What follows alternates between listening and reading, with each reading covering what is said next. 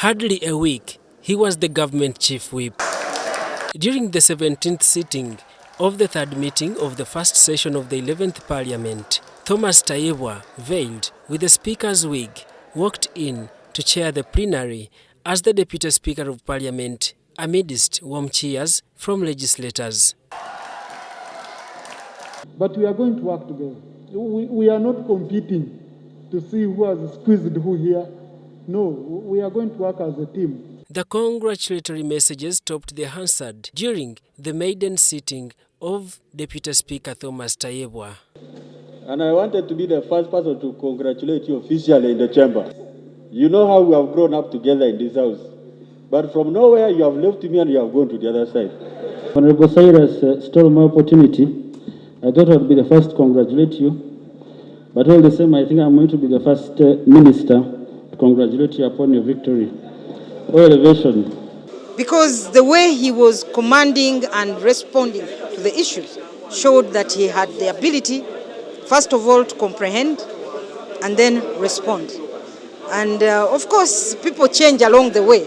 We hope he does not change and remains accommodative. The session witnessed laying of ministerial policy papers for financial year 2022-2023 by the respective ministries, which were caught up by the 15th March deadline as provided for under the Budget Act.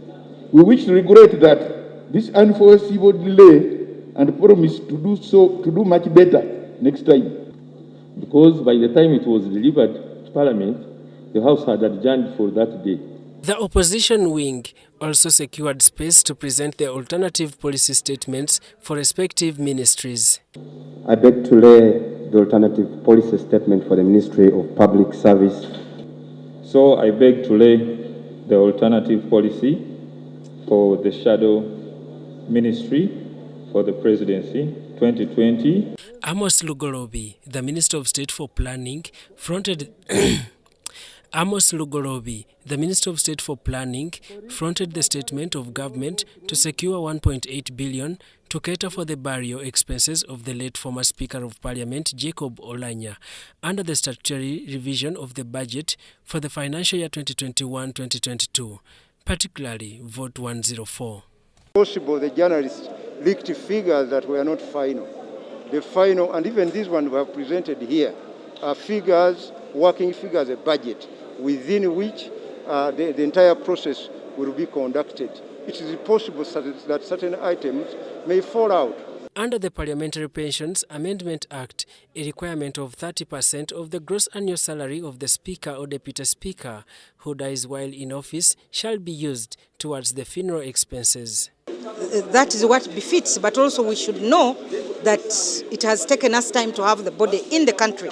And yet there are people at his home in Muyenga, there are people at the father's home in Umoro.